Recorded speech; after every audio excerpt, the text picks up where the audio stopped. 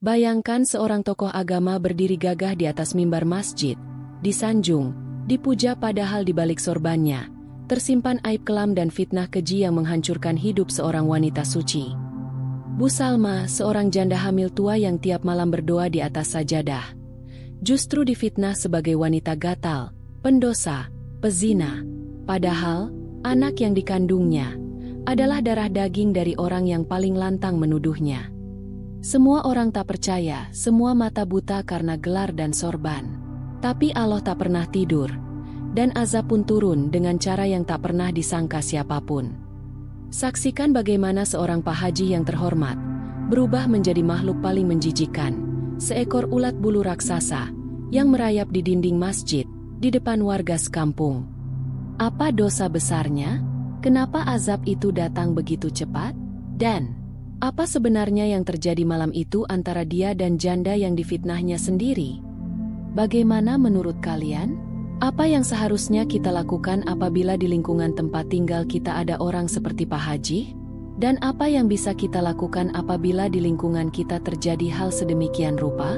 Tulis di kolom komentar agar kita semua bisa sama-sama belajar.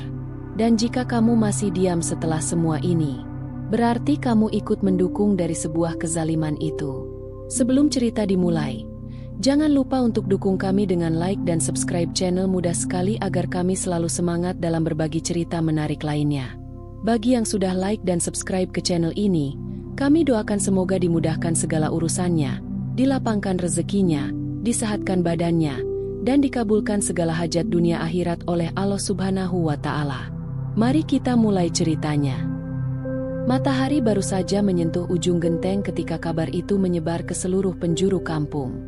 Bu Salma, janda muda yang baru 2 tahun ditinggal suami karena kecelakaan kerja, kini tengah hamil besar. Perutnya menonjol jelas, dan wajahnya pucat seperti tak pernah tidur dengan tenang. Warga kampung geger, bukan karena kehamilannya semata, tapi karena Bu Salma tidak pernah terlihat menikah lagi. Tak ada akad, tak ada pesta, bahkan tak ada tanda-tanda bahwa ia dekat dengan siapapun. Maka, tanpa aba-aba, gunjingan pun meletus seperti api di atas tumpukan jerami kering. Ih, itu anak siapa coba? Udah gatal dari dulu dia itu, bisik salah satu ibu-ibu di warung kelontong, sambil menyelipkan cemilan ke plastik kecil. Iya, perempuan begitu mana bisa dipercaya? Janda muda, tinggal sendirian, sekarang hamil? Jelas itu hasil main belakang. Sambung yang lain, lebih berani. Semakin hari, bisikan berubah menjadi umpatan. Lemparan kata menjadi lemparan tatapan sinis. Dan puncaknya terjadi pada malam Jumat, saat masjid kampung menggelar pengajian rutin. Pak Haji, tokoh agama yang dihormati warga, berdiri tegak di atas mimbar. Suaranya lantang, suaranya dipercaya. Wajahnya tenang, jubah putih dan sorban di kepalanya selalu menjadi simbol kesucian. Tapi malam itu, ia tidak bicara soal tafsir, tidak bicara soal amal, tidak juga bicara soal kesabaran. Ia bicara tentang satu hal. Di kampung ini, ada seorang perempuan yang telah membuat malu. Seorang janda muda, mengandung anak dari jalan yang tak diridek Allah. Dia telah menodai kehormatan lingkungan kita. Jangan kita biarkan racun seperti itu berkembang. Suara jamaah mendengung pelan. Beberapa mengangguk, beberapa menunduk. Tapi tak satu pun berani bertanya siapa yang dimaksud. Karena semua tahu. Semua sudah paham siapa yang dituding. Bu Salma mendengar itu dari luar jendela masjid.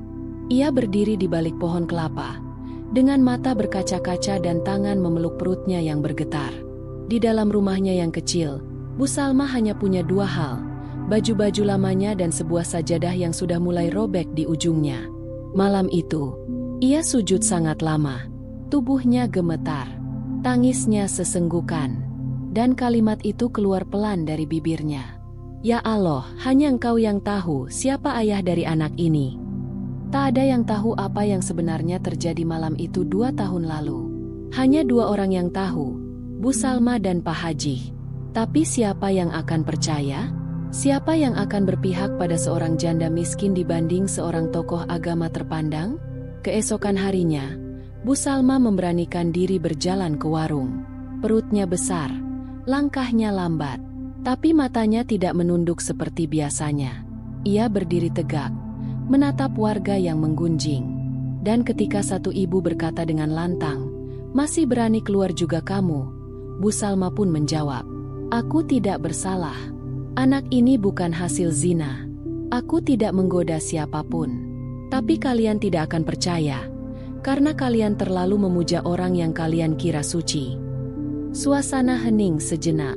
Namun setelah itu, tawa terdengar dari sudut warung. Beberapa remaja menutup mulut menahan geli. Ibu-ibu tersenyum sinis. Bahkan ada yang berkata, "Kalau bukan anak zina, anak siapa? Masa ia anak angin?" Hari-hari berikutnya menjadi lebih kelam. Bu Salma tak hanya dijauhi, tapi juga dikucilkan. Ada yang menumpahkan air comberan di depan rumahnya. Ada yang mencoret pintu rumahnya dengan tulisan kotor. Bahkan, seorang ibu tetangga dengan tega berteriak di tengah malam, "Kalau masih punya malu, kamu buang aja anak itu." Bu Salma hanya diam, tidak membalas, tidak melawan.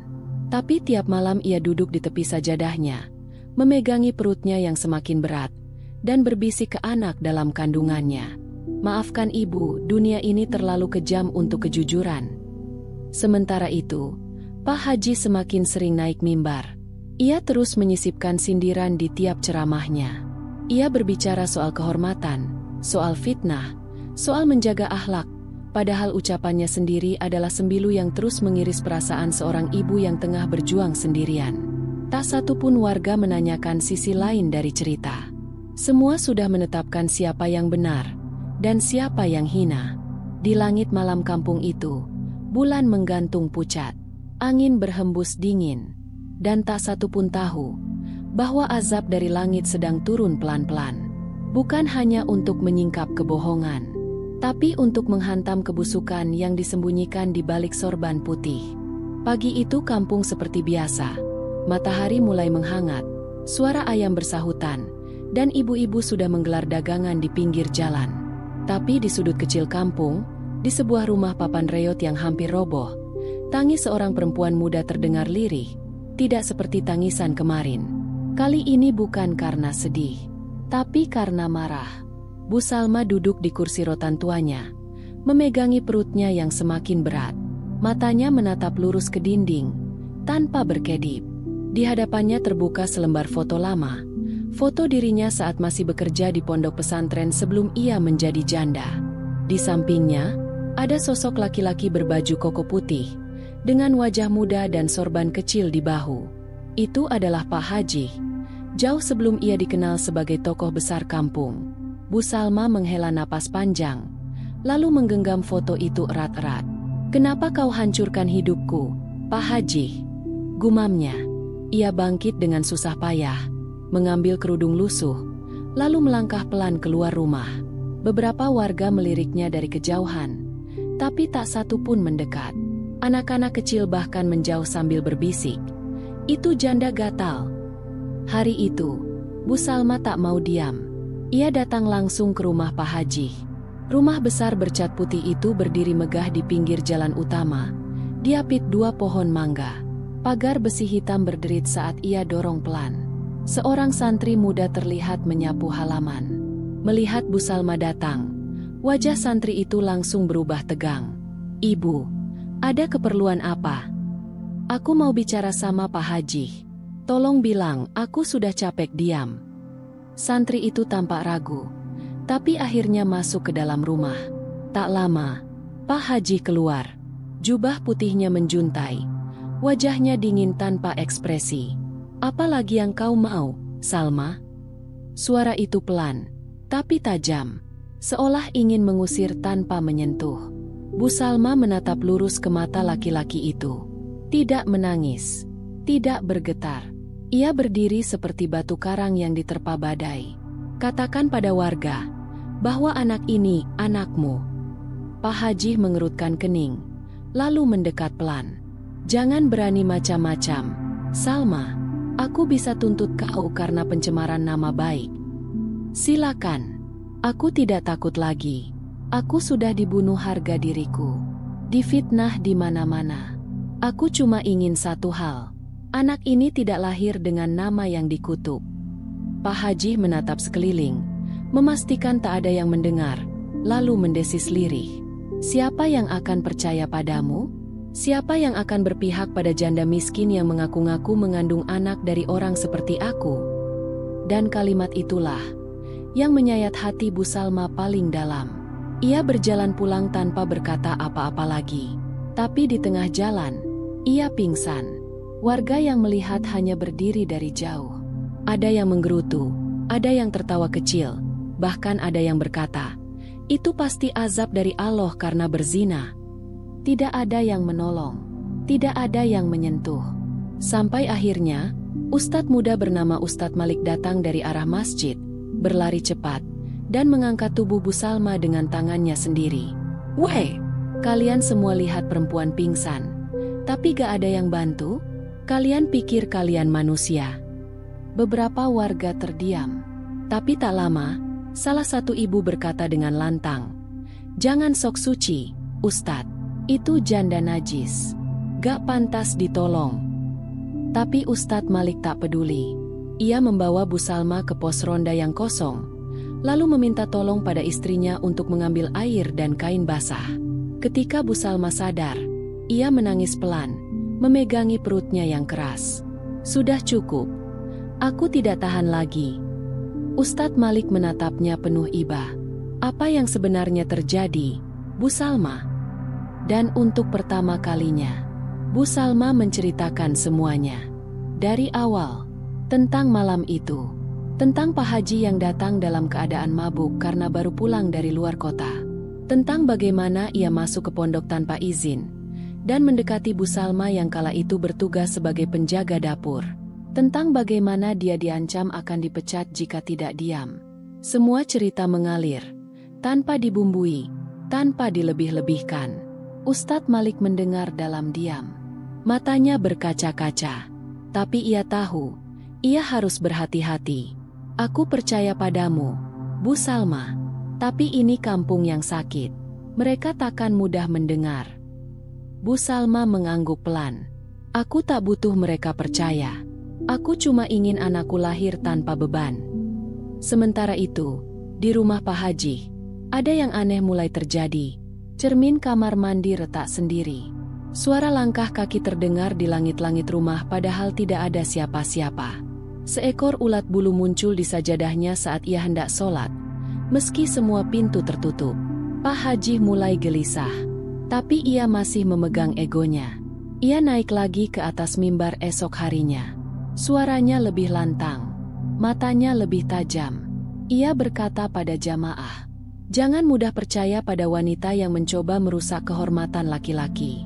Itu cara setan menipu manusia." Bu Salma, yang hadir di belakang masjid hari itu, hanya berdiri, tersenyum getir. Ia tahu waktunya belum tiba. Tapi Allah tak pernah tidur. Waktu di kampung terus berjalan. Tapi ada yang tak lagi sama. Sejak kehamilan Bu Salma menjadi bahan gunjingan yang membusuk di telinga warga, seluruh isi kampung terbelah tanpa sadar menjadi dua sisi, yang diam tapi sadar, dan yang bersuara lantang namun dibutakan sorban. Pak Haji, dengan harismanya yang selama ini nyaris tak terbantahkan, kini berubah menjadi lebih keras, lebih frontal. Ceramah-ceramahnya tidak lagi menyejukkan, tapi menyindir, menyudutkan, dan memprovokasi dengan penuh kepongahan. Di atas mimbar, ia berdiri tegak, jubah putih panjang menjuntai, sorban rapi membungkus kepala. Tapi isi khutbahnya lebih tajam dari pisau. Kita hidup di zaman fitnah, di mana perempuan bisa menjungkir balikan kebenaran hanya dengan air mata. Jangan tertipu, jangan terlena. Kalau kalian percaya pada wanita yang hamil tanpa suami, kalian termasuk golongan yang disesatkan.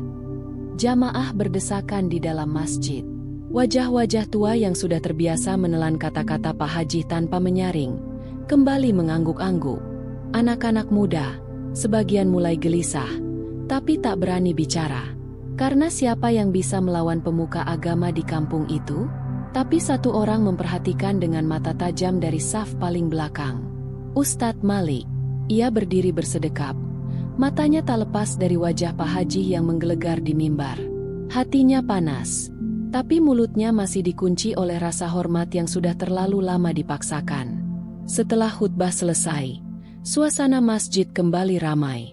Jamaah berkumpul di serambi, membahas berita baru, bahwa katanya, Bu Salma mulai gila. Ada yang bilang ia bicara sendiri tengah malam. Ada yang bilang ia menaburkan garam di halaman rumah. Semua dibumbui, semua diputar balikan. Padahal Bu Salma hanya sedang membaca Al-Quran dan menangis dalam zikirnya. Sore harinya, kampung dikejutkan oleh berita tak terduga. Seorang warga, Mbah Tumiran, ditemukan tak sadarkan diri di depan rumahnya setelah mengaku melihat makhluk besar merayap di dinding masjid saat ia hendak mengambil air wudhu malam tadi. Ulat bulu sebesar betis manusia merayap di tembok masjid. "Aku lihat sendiri," teriaknya dengan nafas ngos-ngosan, sambil menunjuk ke arah masjid. Warga menertawakannya. Ada yang berkata Mbah Tumiran sudah tua, sudah tak waras. Tapi Mbah Tumiran bersumpah sambil memegang mushaf kecil di dadanya. Itu nyata. Dan baunya bau busuk seperti bangkai bercampur kemenyan. Pak Haji mendengar kabar itu malam harinya. Ia hanya tersenyum tipis, tapi matanya tak bisa menyembunyikan kegelisahan. Sebab, semalam, ia juga melihat ulat bulu. Bukan satu, tapi puluhan. Merayap dari bawah ranjangnya, menaiki sprei putih, berjalan pelan-pelan ke arah wajahnya. Ia terbangun dengan teriakan, dan mendapati tubuhnya berkeringat dingin. Tangannya gatal seperti digigit ratusan serangga. Tapi ia tak pernah mengaku. Ia hanya mengelap keringat, menyalakan lampu kamar, dan duduk terpaku di depan cermin. Ia menatap wajahnya sendiri, lalu memegang sorban putih yang terlipat di meja. Dengan suara pelan, ia bicara sendiri. "Sorban ini, saksi semua aibku, tapi mereka tak akan tahu." Namun diam-diam, hati kecilnya mulai ketakutan. Sementara itu, Bu Salma mengalami kontraksi dini. Perutnya mengeras, sakitnya menyerang hingga ke punggung. Tengah malam, ia dibantu oleh istri Ustadz Malik. Mereka membawa Bu Salma ke pos kesehatan desa, tapi petugas menolak. "Maaf, kami tidak bisa menangani perempuan yang sedang bermasalah dengan hukum agama." Hukum agama? Hanya karena ia hamil tanpa suami? Malam itu, Bu Salma menggigit kain agar tak berteriak kesakitan. Tapi yang lebih menyakitkan dari kontraksi itu adalah saat anak-anak kecil mengetuk jendela rumahnya sambil tertawa dan meneriakkan, "Anak zina! Anak zina!" Malamnya, Ustadz Malik berdiri di pelataran masjid dengan wajah merah. "Pak Haji, sampai kapan Anda menutup-nutupi kebusukan ini? Saya tahu semuanya. Saya tahu apa yang terjadi di masa lalu. Dan saya tahu siapa yang sebenarnya berdosa." Pak Haji hanya tertawa kecil. "Jaga lisanmu, Malik. Kau itu masih muda. Belum paham dunia. Justru karena saya muda, saya belum busuk." Beberapa warga menyaksikan pertengkaran itu. Tapi mereka tak berani berpihak. Mereka hanya mencuri dengar dari balik dinding, bersembunyi di balik tiang masjid. Takut tapi penasaran. Ketegangan memuncak saat malam Jumat itu. Suara aneh terdengar dari dalam masjid. Seperti suara gesekan ratusan kaki serangga di lantai marmer. Sebagian warga mengaku mencium bau amis dan melihat bayangan besar merayap cepat dari satu dinding ke dinding lain. Tapi lagi-lagi, mereka diam. Mereka memilih percaya pada sorban, daripada menyimak tanda-tanda dari langit. Satu hal yang mereka lupakan, ketika dusta dibungkus dengan jubah agama, dan kejahatan ditutup dengan khutbah, maka azab tak akan datang pelan-pelan.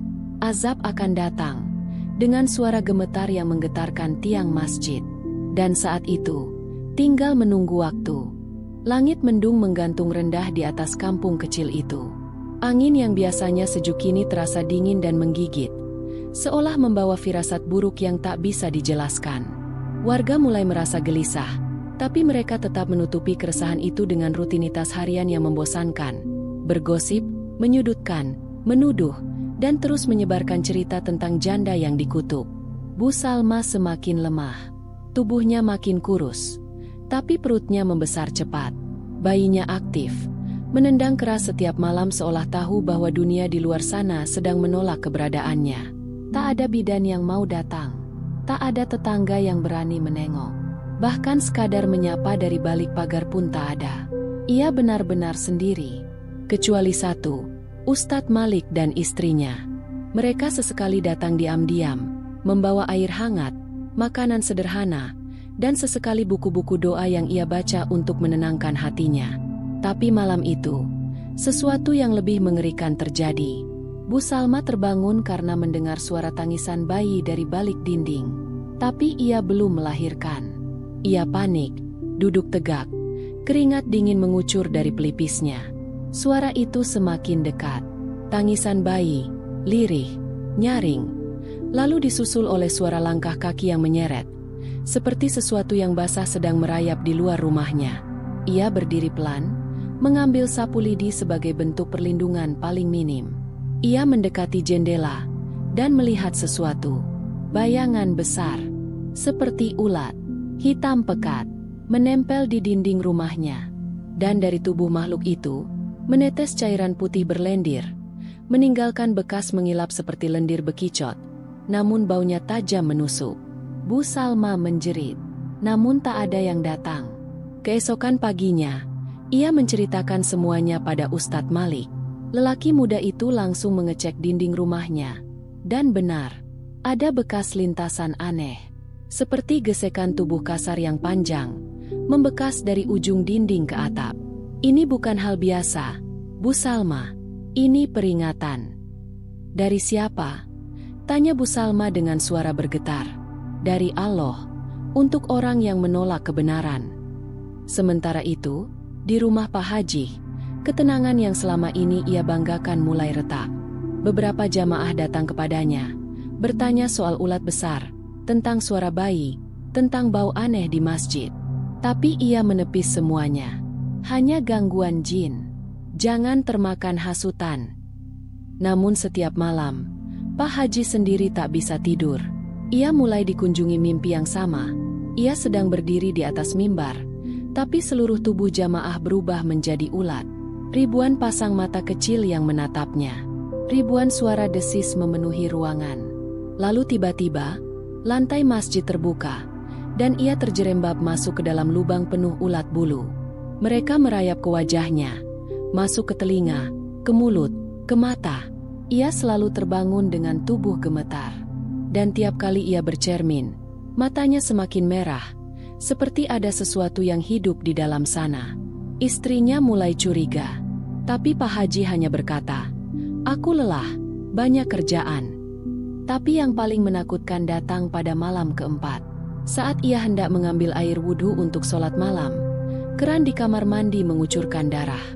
Bukan air, darah merah pekat, hangat, mengalir deras. Ia mundur terpaku, dan di dinding kaca, tertulis dengan cairan merah, "Aku akan lahir tanpa nama ayah, karena ayahku penakut." Pak Haji jatuh terduduk, sorbannya basah oleh darah. Ia tak mampu bicara. Pagi harinya, warga mendengar kabar bahwa Bu Salma jatuh pingsan lagi, tapi tak ada yang membantu. Bahkan ibu-ibu pengajian mulai menyebarkan wacana bahwa Bu Salma kerasukan setan. Mereka hendak mengusirnya dari kampung. Dia bawa sial. Dia buat kampung ini dikutuk. Masjid jadi bau aneh sejak dia sering datang. Ketika kabar itu sampai ke telinga Ustadz Malik, ia datang dengan mata penuh amarah. Ia berdiri di pelataran masjid dan menatap seluruh warga yang berkumpul seusai sholat maghrib. "Sudah cukup. Kalian semua lebih percaya pada pakaian putih daripada kebenaran yang telanjang. Jangan kalian sangka kalian selamat hanya karena ikut arus." Beberapa warga tertunduk, tapi sebagian masih membela Pak Haji. "Jangan bawa-bawa guru kami. Dia orang suci. Dia tak mungkin berbuat zina." Ustadz Malik menghela napas, menahan marah yang hampir meledak. "Karena kalian memuja sorban, kalian menolak akal. Karena kalian menghormati jubah, kalian menolak bukti. Tapi ingat, azab Allah bisa datang kapan saja. bahkan bisa merayap dari balik dinding ini. Seketika angin kencang berembus, pintu masjid terbuka sendiri, dan dari dalam masjid, terdengar suara desis panjang seperti suara ribuan kaki menggesek lantai. Semua langsung membisu. Bu Salma malam itu kembali ke sajadahnya. Ia tahu, anaknya akan lahir tanpa pengakuan. Tapi ia tak peduli lagi. Kalau memang harus lahir tanpa ayah, biarlah. Asal lahir dengan nama yang bersih di hadapan Allah. Dan dari kejauhan, seekor ulat hitam merayap perlahan di dinding kamar Pak Haji. Dan kali ini ukurannya sudah sebesar tangan orang dewasa. Udara pagi terasa lebih lembab dari biasanya. Langit tampak berat menahan mendung, seperti enggan menumpahkan hujan sebelum semua kebusukan tersingkap di tanah itu. Warga kampung semakin tak tenang. Suara-suara aneh yang sebelumnya hanya terdengar di malam hari, kini terdengar di siang bolong. Di langit-langit masjid, beberapa jamaah mengaku melihat bayangan hitam merayap cepat. Di kamar mandi masjid, air berubah keruh dan berbau menyengat. Beberapa orang merasa gatal-gatal usai berwudhu. Tapi setiap keluhan dibantah langsung oleh Pak Haji. Setan sedang menggoda keimanan kalian. Jangan mudah percaya dengan hal yang tak kasat mata. Namun warga perlahan mulai menggigit bibir mereka sendiri. Karena kejadian-kejadian aneh tak hanya terjadi di masjid. Rumah warga pun mulai dihantui kejadian serupa. Ulat-ulat kecil ditemukan di beras, di kamar mandi, bahkan di dalam sajadah. Tapi anehnya, rumah Pak Haji tetap bersih. Tak satu pun ulat terlihat di sana.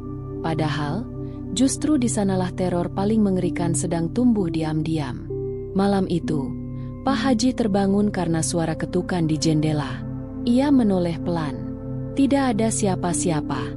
Tapi saat ia membuka tirai, seekor ulat bulu sebesar tangan manusia sedang merayap naik. Matanya merah, tubuhnya berlendir. Dan dari bagian punggungnya, muncul benjolan-benjolan kecil, seperti bayi yang sedang tumbuh di dalam kulit. Pak Haji mundur, jatuh terduduk, menabrak rak buku di belakangnya. Tapi saat ia menoleh kembali, ulat itu sudah tidak ada. Hanya jejak lendir di kaca dan bau amis menyengat yang masih tertinggal. Ia menarik nafas kasar. Jantungnya berpacu tak karuan. Dan malam itu, untuk pertama kalinya sejak bertahun-tahun, ia tidak bisa mengucap satu ayat pun. Lidahnya keluh, tangannya gemetar. Seolah ada sesuatu yang menahan setiap huruf yang ingin keluar dari kerongkongannya. Pagi harinya, Pak Haji kembali berdiri di mimbar masjid. Tapi suaranya tak lagi tegas. Wajahnya pucat, matanya merah dan lesu. Ia berbicara terbata-bata. Fitnah, lebih kejam dari pembunuhan. Jamaah saling menatap. Ada yang merasa kalimat itu ganjil. Ada yang mulai curiga. Tapi Pak Haji cepat mengubah arah khutbah. Kembali menyudutkan perempuan yang katanya ingin merusak kehormatan tokoh agama. Di antara jamaah, Bu Salma berdiri di pintu masjid, diam. Perutnya sudah sangat besar. Keringat dingin menetes di pelipisnya. Tapi matanya tak menunjukkan ketakutan. Justru sebaliknya, tatapannya kosong, seperti sudah siap menantang dunia.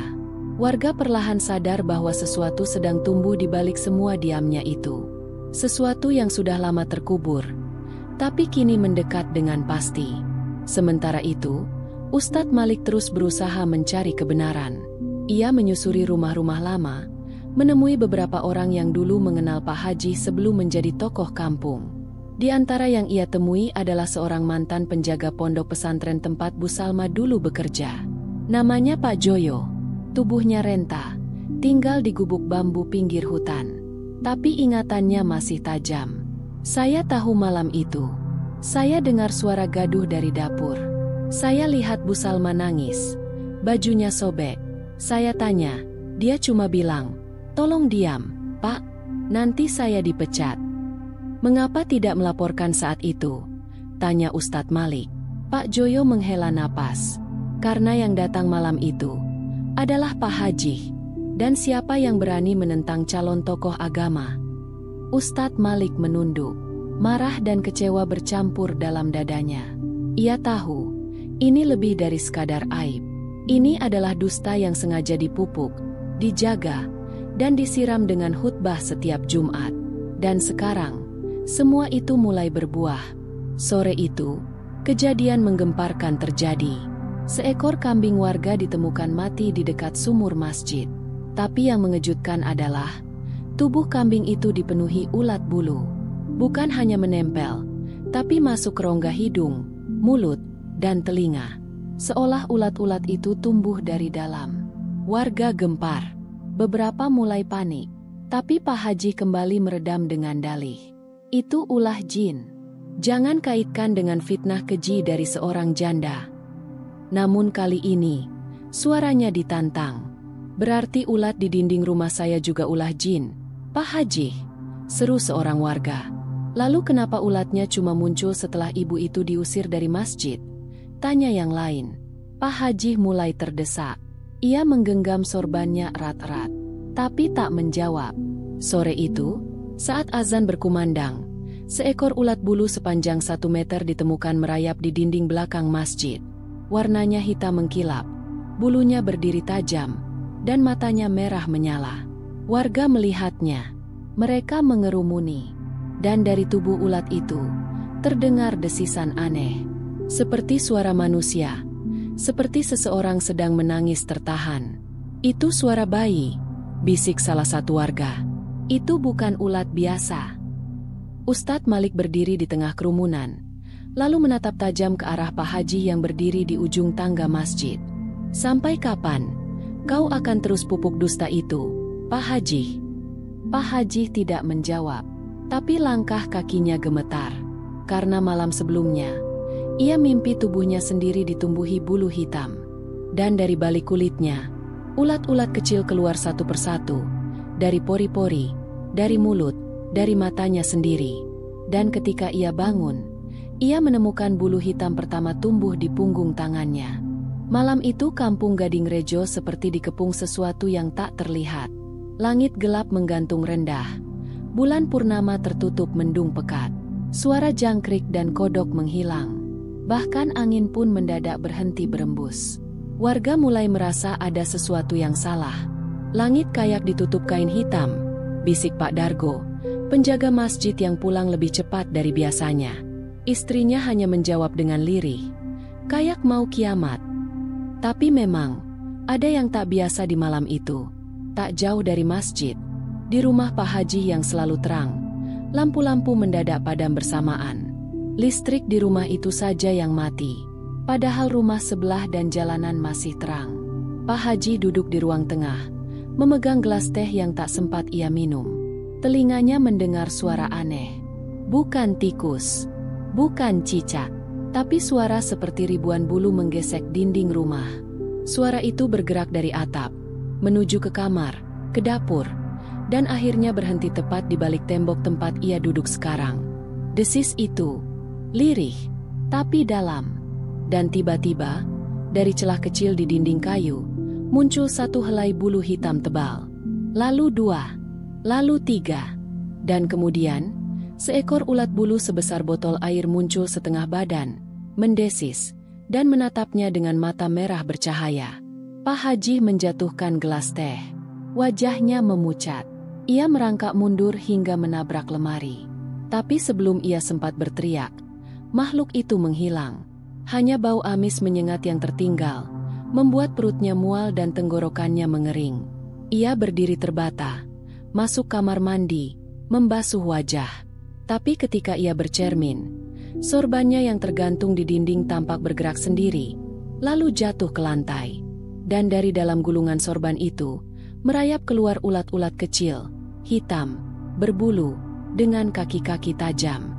Mereka bergerak pelan, mengitari kakinya. Pak Haji menjerit, tapi tak ada yang dengar. Rumah itu seperti terkunci dari dunia luar. Di sisi lain kampung, Ustadz Malik sedang duduk di beranda rumahnya, mengamati langit. Ia merasa ada yang akan terjadi malam ini. Istrinya keluar membawa air hangat, tapi sebelum sempat bicara, terdengar suara azan. Bukan dari masjid, bukan dari pengeras suara, tapi dari langit. Azan itu panjang, parau, seperti suara seseorang yang sedang menahan tangis. Suara itu menggema ke seluruh penjuru kampung. Dan anehnya, waktu sudah lewat Isya sejak lama. Tapi suara itu seolah mengajak bangun. Seolah memanggil. Warga keluar dari rumah satu persatu. Menengadah ke langit. Mencari arah datangnya suara. Dan saat itulah, mereka melihat sesuatu. Di langit utara, perlahan muncul bentuk seperti kabut pekat yang memutar. Dari pusaran itu turun bayangan besar, menggantung di udara. Tak terlihat jelas bentuknya, tapi warga bisa merasakan. Bau amis, bau bangkai, bau bulu terbakar. Semua menyatu di udara. Dan dari arah masjid, suara teriakan tiba-tiba pecah. Warga berlarian ke sana. Beberapa membawa senter, beberapa membawa tongkat. Tapi tak ada yang siap untuk pemandangan yang mereka lihat. Di dinding luar masjid, seekor ulat bulu raksasa merayap lambat. Ukurannya sepanjang batang pohon kelapa. Tubuhnya berlendir dan berbulu kasar seperti kawat. Dan dari punggungnya, muncul benjolan besar, bergerak, seolah ada sesuatu di dalamnya. Anak-anak menangis, ibu-ibu menjerit. Laki-laki dewasa mundur perlahan, tak tahu harus bertindak apa. Ulat itu terus merayap, hingga tiba di jendela masjid, dan berhenti di sana. Dari mulutnya terdengar desis yang sangat panjang, diikuti suara seperti manusia sedang bicara, pelan, penuh luka. Aku, anmu, Pak Haji. Suara itu menembus dada, menembus otak. Semua orang membeku. Bahkan suara jangkrik pun seperti ikut membisu. Beberapa warga langsung pingsan. Yang lain gemetar.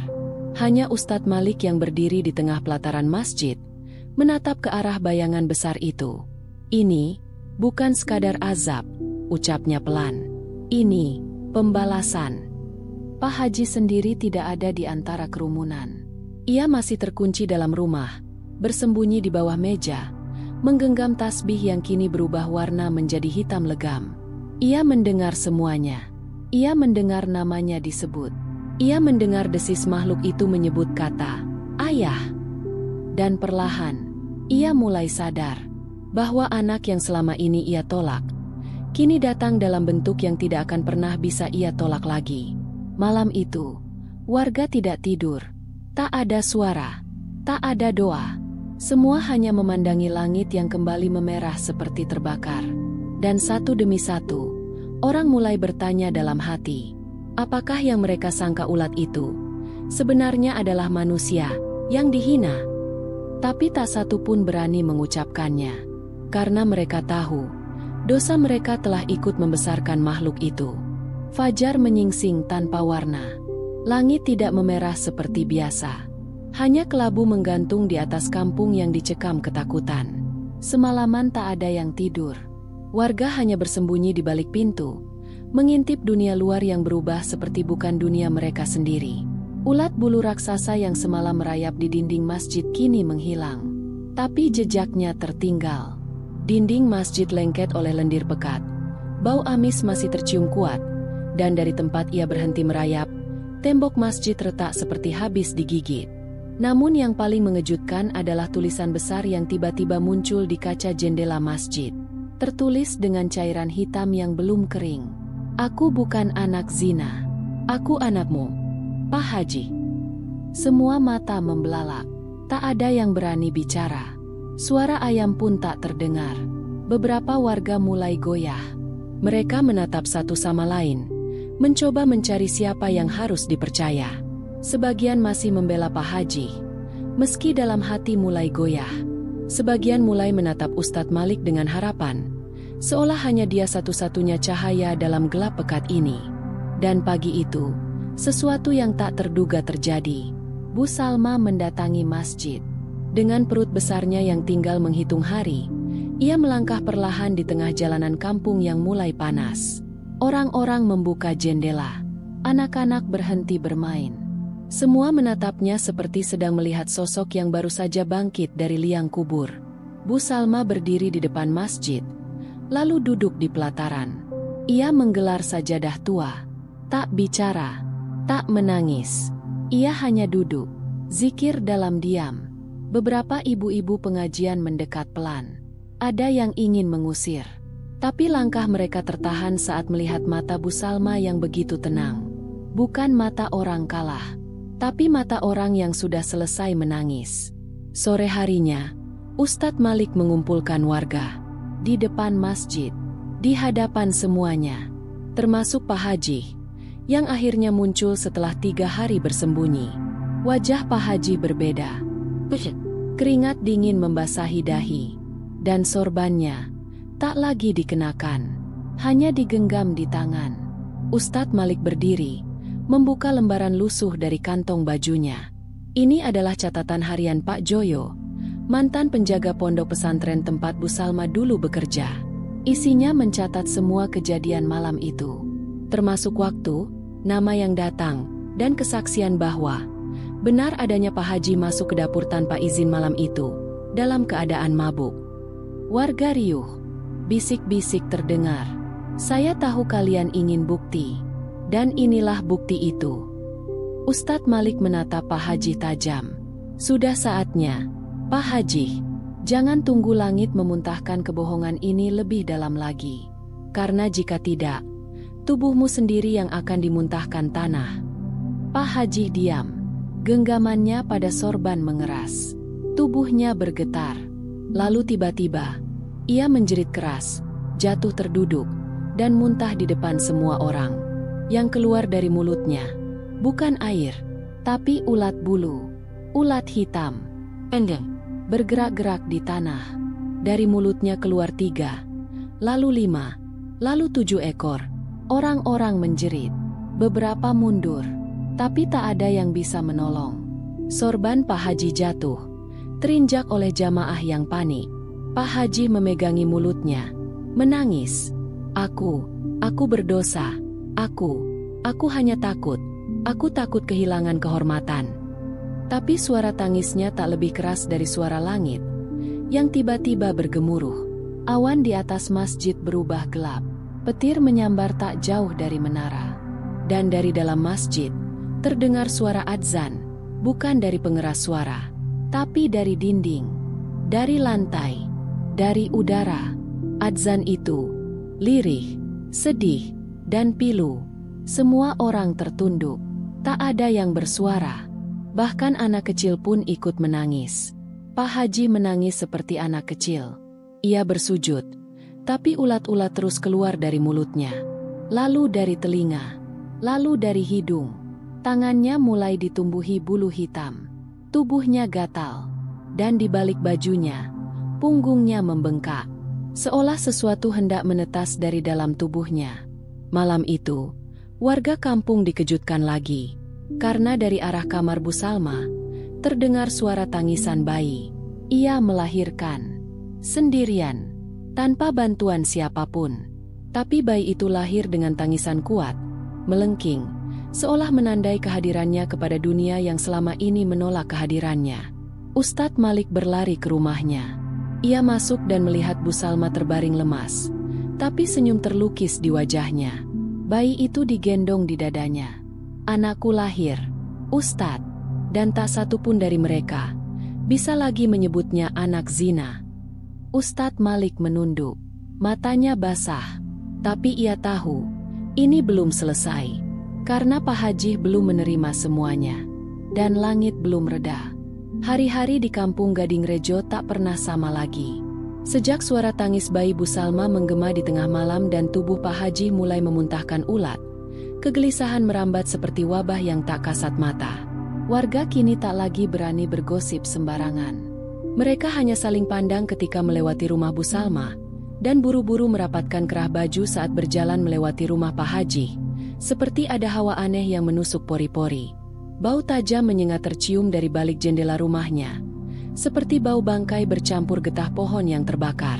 Pak Haji mengurung diri, tapi dalam pengurungan itu, tubuhnya perlahan-lahan berubah. Pagi itu, istrinya menjerit histeris dari dalam kamar.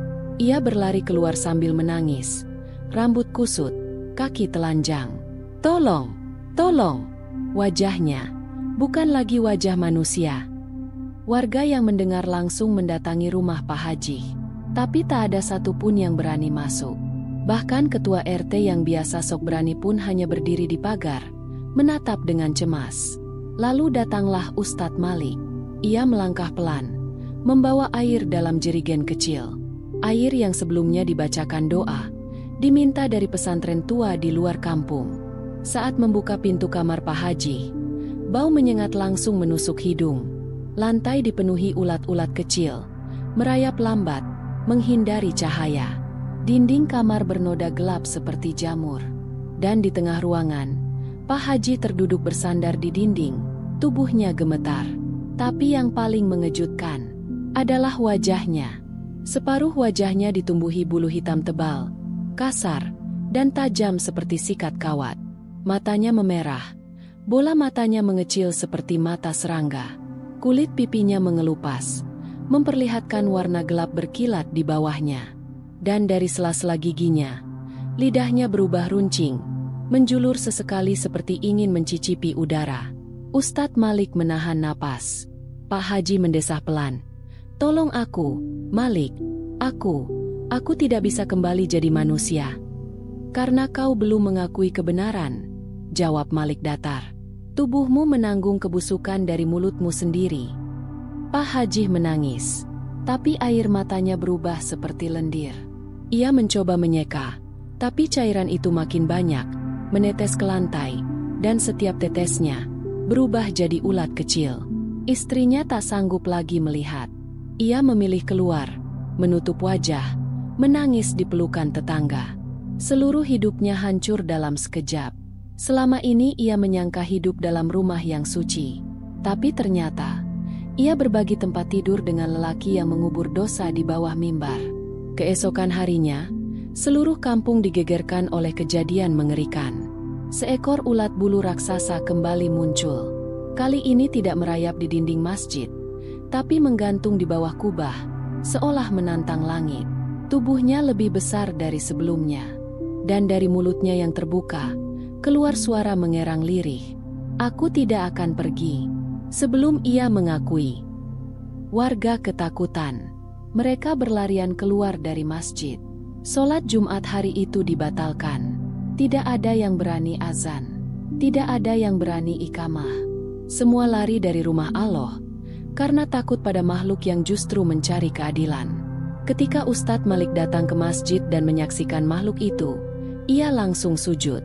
Air matanya jatuh, bukan karena takut, tapi karena sakit. Ia tahu, makhluk itu bukan setan, bukan jin. Makhluk itu adalah bayangan dari luka yang tak pernah diberi tempat. Bayangan dari anak yang ditolak bahkan sebelum lahir. Bayangan dari fitnah yang tak pernah ditarik kembali. Bayangan dari seorang ayah yang menyembunyikan dosa dengan ayat-ayat suci. Di sisi lain, Bu Salma masih berjuang.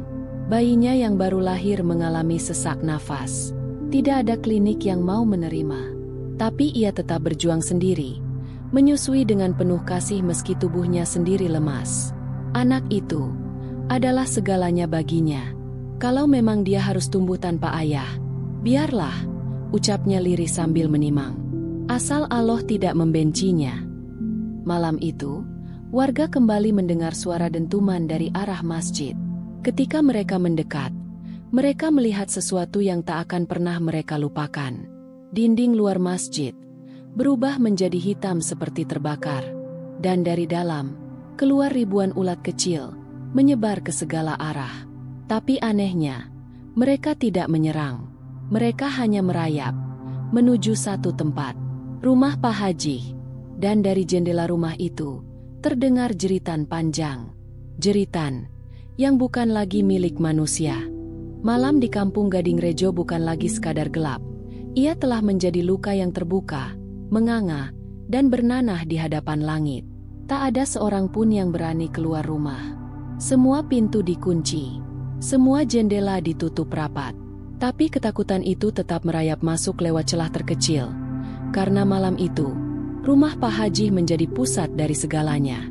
Ribuan ulat bulu kini telah mengepung rumah itu. Mereka tidak menggigit, tidak menyerang, tapi mereka menunggu. Diam. Tak bersuara, hanya tubuh-tubuh mereka yang menggeliat perlahan, seolah ikut bernapas dengan dinding rumah yang mulai retak. Dari dalam kamar, Pak Haji meraung. Tubuhnya setengah berubah. Bulu hitam telah menyelimuti separuh wajahnya. Kulitnya bersisik, bibirnya membiru, dan matanya tak lagi seperti mata manusia. Ia mencoba menahan semuanya, tapi tubuhnya tak lagi menuruti. Berhenti, aku mohon, aku mohon. Ia memukul-mukul dada, menggigit jarinya sendiri, mencakar wajahnya. Tapi rasa gatal itu tak kunjung hilang. Justru semakin merambat. Dari tangan ke punggung, dari punggung ke leher. Dan perlahan, tengkuknya mulai menggembung, seolah ada larva besar yang tumbuh dari dalam. Di luar rumah, warga mulai berkumpul, tapi mereka tidak mendekat. Mereka hanya berdiri memandang dalam diam, ditemani suara desis ulat-ulat yang terus merayap di tanah. Dia pasti akan berubah malam ini, ucap seseorang dengan suara gemetar. Azabnya sudah tak tertahan lagi. Ustadz Malik berdiri paling depan. Matanya tajam, wajahnya tenang, tapi tangannya gemetar menahan perasaan yang campur aduk. Ia tahu, ini bukan hanya tentang ulat, ini tentang satu kebenaran yang selama ini dibungkam oleh sorban dan khutbah. Dengan tekad penuh, ia masuk ke dalam rumah Pak Haji. Begitu pintu dibuka, udara busuk langsung menyeruak. Tapi ia tetap melangkah, melewati lantai penuh lendir, dinding penuh goresan, dan suara erangan dari kamar utama. Ia mendorong pintu perlahan, dan di sana, ia melihat Pak Haji bersujud. Setengah tubuhnya sudah tak lagi manusia. Ustadz Malik mendekat. Pak Haji, sudahlah, akui semuanya. Jangan lawan lagi.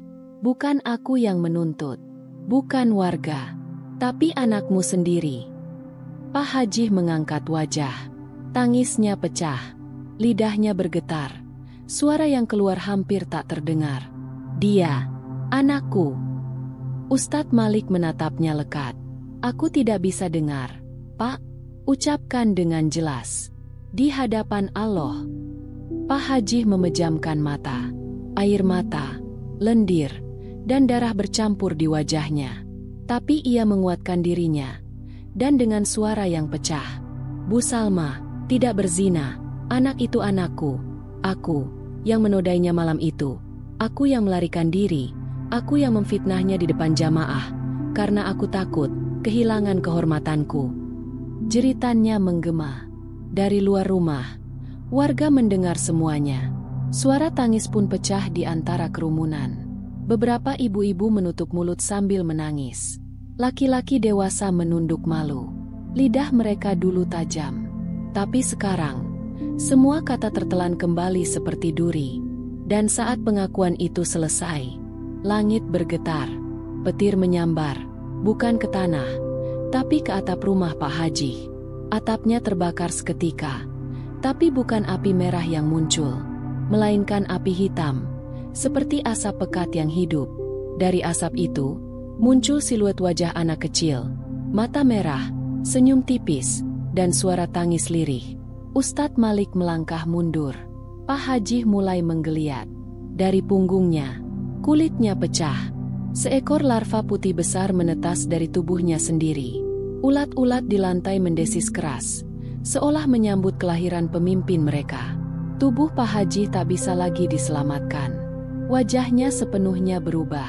Sorban suci yang selama ini ia banggakan tergilas di bawah tubuhnya sendiri. Dan saat jam menunjukkan tengah malam, suara terakhir dari mulutnya bukan ayat, bukan zikir, tapi suara desis, panjang, dan dingin. Aku, ayahmu. Lalu tubuh itu hancur, meleleh, menyatu dengan ribuan ulat lain. Warga terdiam, tak satu pun bersorak, karena mereka semua sadar bahwa kejahatan itu bukan hanya milik Pak Haji.